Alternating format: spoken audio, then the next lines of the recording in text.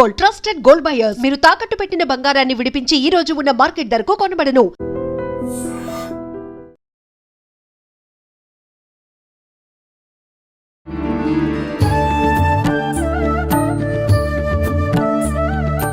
నమస్కారం, welcome to I dream. ధర్మ మార్గం విత్ విజిత కార్యక్రమానికి స్వాగతం. ప్రస్తుతం మనతో పాటు ఉన్నారు శ్రీ శ్రీ శ్రీ ఆనంద శివకామేశ్వరి సన్నిధానం వ్యవస్థాపకురాలు శివకామేశ్వరి ఆనందమయ్య అమ్మగారు. ఇప్పుడు వారితో మాట్లాడి మరిన్ని విషయాలు తెలుసుకుందాం. అమ్మ నమస్తే. మాత్రే మహమ్మ. అమ్మ, మనం ఇంతకు ముందర ఎపిసోడ్లో మాట్లాడుకోవడం జరిగింది అసలు కార్తీక మాసంలో మనం ఎటువంటి విధానాలు ఆచరించాలి అని చెప్పి మనం కొంతవరకు మాట్లాడుకున్నాము. ఇంకా ఎటువంటి విశేషాలు మనం పాటిస్తే బాగుంటుంది, దాంతోపాటు మీరు అష్టకం గురించి కూడా, అరుణాచల అష్టకం గురించి కూడా చెప్తానన్నారు. మనకు అందులో సమయం సరిపోలేదు, మరి దీంట్లో దాని గురించి వివరించండి. తప్పకుండా తెలియజేస్తాను. యాదేవి సర్వభూతేషు శక్తి రూపేణ సంస్థిత. నమస్తస్యై నమస్తస్యై నమస్తస్యై నమో నమః. కార్తీక మాసము చాలా విశేషమైన మాసం అమ్మ. ముఖ్యంగా ముందు చేయకూడని చెప్పుకుందాం. ఈ మాసంలో శివకేశవ భేదం చూపించరాదు. శివకేశవుల్ని ఇద్దరినీ అర్చించుకోవాలి. ఎందుకంటే శివాయ విష్ణురూపాయ శివహే, శివశ్చ హృదయం విష్ణు, విష్ణుశ్చ హృదయం శివ. మా చిన్నప్పుడు గుడికి తీసుకెళ్తే ఇది చెప్పించేవారమ్మా. శివాలయంలో విష్ణుమూర్తికి నమస్కారం చేసుకునేమనేవారు మా నాన్నగారు. విష్ణాలయానికి వెళ్తే శివుణ్ణి తలుచుకునేమనేవారు. అంటే ఆయన హృదయంలో ఈయన, ఈయన హృదయంలో ఆయన ఉంటారట. వాళ్ళకిద్దరికి ఏం భేదం లేదు. ఆ భేదం చూపడం కూడా చాలా దోషము. ఆ శివకేశవ భేదం చాలా చూపించడం చాలా పాపం.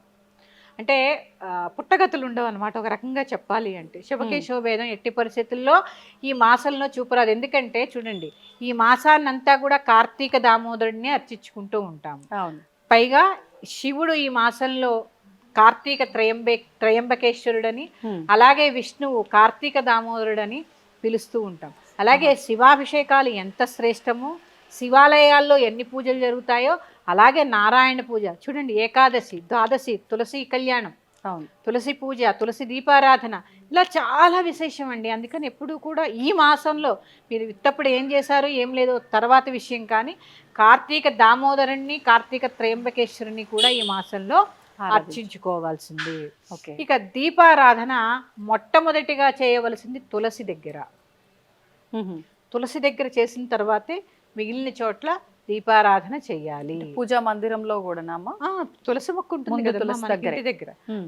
ముందు స్నానం చేయగానే తులసి పూజ చేసుకున్నాకే దీపారాధన చేయాలి ఈ మాసంలో. ఎందుకంటే దీపాలు ప్రత్యేకం కదమ్మా ఈ మాసం అంతా కూడా. ఆ దీపాలు కూడా శ్రేష్టమైన ఉపయోగించండి. మహా అయితే 1 నెల డబ్బులు ఖర్చు పెడతారు అంతే.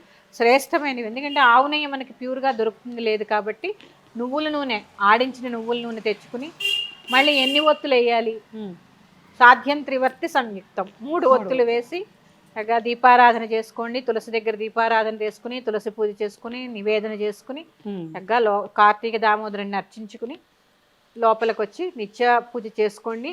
ఉదయం చేసేస్తున్నారు అంటే పొద్దున్నే అభిషేకం చేసేసుకోండి అమ్మా. చాలా ఏమీ రాదు మీకు. ఓం నమ శివాయ పంచాక్షరి మంత్రంతో చక్కగా అభిషేకం చేసుకోవచ్చు. ప్రదోష కాలంలో ఉదయం కుదరలేదు, మీ ఇంట్లో శివలింగం ఉంటే ఖచ్చితంగా శివుడి మీద కాసిన నీళ్లు పోసి ఒక బిల్వపత్రాన్ని సమర్పించండి. చాలా ఎందుకంటే మనం శ్రావణ మాసంలో చెప్పుకున్నాం ఒక ఎపిసోడ్లో, మీకు గుర్తుందో లేదు, సంపద అంతా కూడా శివాధీనం. సంపద కావాలి అనుకున్నవారు శివుణ్ణి అర్చిస్తే ఈ నెల్లాళ్ళు చక్కటి సంపద కలుగుతుందమ్మా. దీపంలో లక్ష్మి కొలువై ఉంటుంది. ఈ నెల రోజులు చక్కగా క్రమం తప్పకుండా దీపారాధన చేయడం వల్ల కూడా లక్ష్మీ కటాక్షం కలుగుతుంది. అందుకే కొన్ని నియమాలు, ఆహార నియమాలు, అల్లం వెల్లుల్లి తినకపోవడం, మసాలాలు తినకపోవడం. ఎందుకంటే ఈ మాసం కూడా చూడండి, సాయంత్రము పగలు తక్కువ ఉంటుంది, చీకటి తొందరగా అయిపోతుంది, ఆహారం అరగడం కూడా కష్టం. అందుకే ఉపవాసాలు ఎక్కువ ఈ మాసంలో. అంటే ఏవైనా కూడా మన ధర్మాన్ని, మన ప్రకృతిని అనుసరించే ఉంటాయి కదా మన ధర్మాలన్నీ కూడా. ఈ మాసంలో బ్రహ్మచర్యం పాటిస్తే కూడా చాలా మంచిది. అలాగే ఉపవాసాల దగ్గరకు వచ్చేసరికి చాలా మంది కార్తీక నక్తాలను చేస్తూ ఉంటారు. అవునమ్మా. నక్తాలంటే పొద్దున్నంతా ఉపవాసం ఉండి సాయంత్రం నక్షత్ర దర్శనం చేసుకుని రాత్రి భోంచేస్తూ ఉంటారు. ఇది ఒక నియమం, అది మీ ఇష్టం. అది మొదటి రోజు సంకల్పం ఏం చెప్పుకుంటే దాని ప్రకారంగా మీరు చేయొచ్చు. అలాగే ఆహార నియమాలు చెప్పాను చేయకూడని వాటిల్లో. అలాగే బ్రహ్మచర్యం పాటిస్తే చాలా మంచిదని కూడా నేను చెప్పాను. ఇక చివరిది మగవారు కూడా దీపారాధన చేయాలి ఈ మాసంలో. ఈ మాసంలో. కేవలం స్త్రీలకే కాదండి, మగవారికి కూడా దీపారాధన అవసరము. ఐశ్వర్యం ఒక ఆడవాళ్ళకే కాదు కదా. చాలా మంది శివాభిషేకం చేస్తే ఏం వస్తుందండి, పుణ్యమే వస్తుంది. కాదండి, పుణ్యంతో పాటు చక్కగా లక్ష్మీ కటాక్షం కూడా కలుగుతుంది శివుడికి బిల్వార్చన చేయడం ద్వారా. అలాగే చాలా మందికి అపోహ ఉంది, శివాలయాల్లో ప్రసాదం తీసుకోవచ్చా? ఈ మధ్య కొత్తగా వింటున్నాం, శివాలయాల దగ్గర ప్రసాదం తీసుకుంటే దెయ్యాలు భూతాలు పడతాయని. అదంతా శుద్ధ అబద్ధం.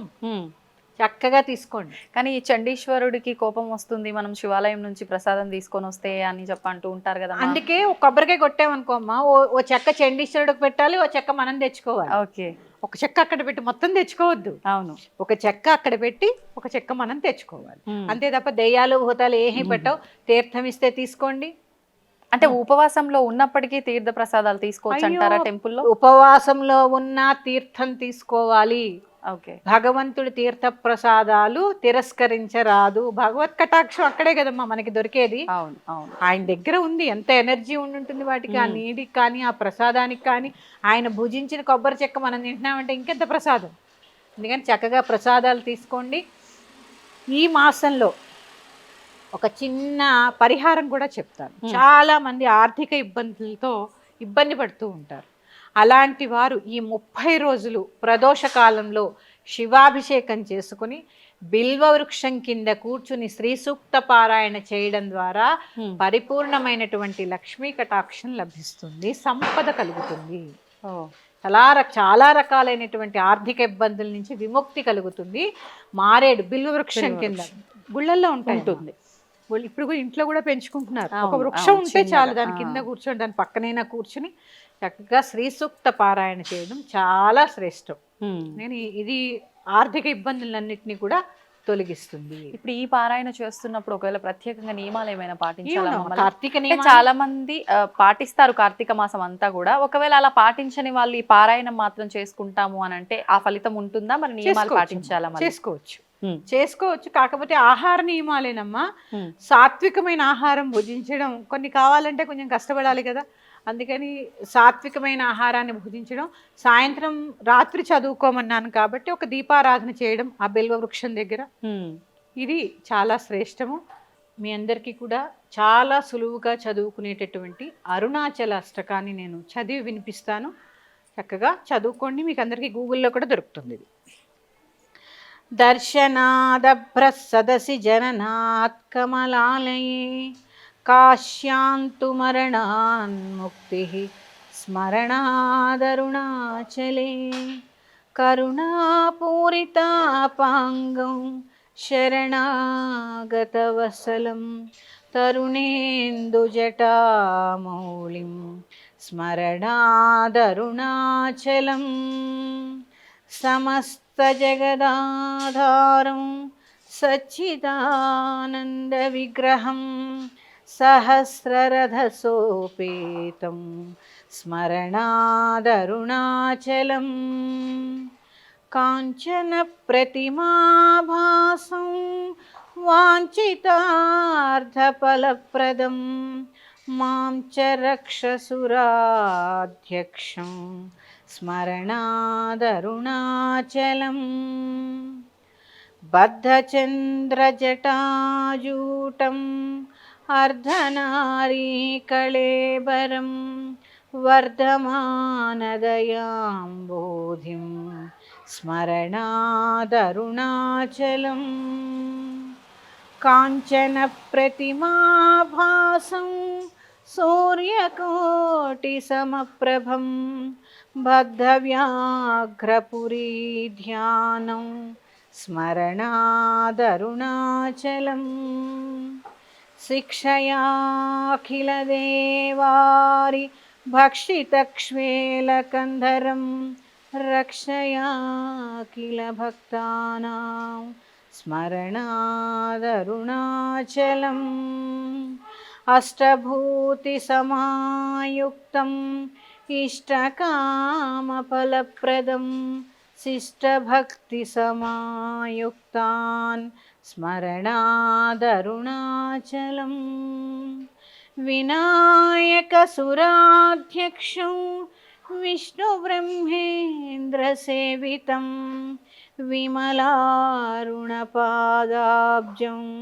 स्मरणादरुणाचलं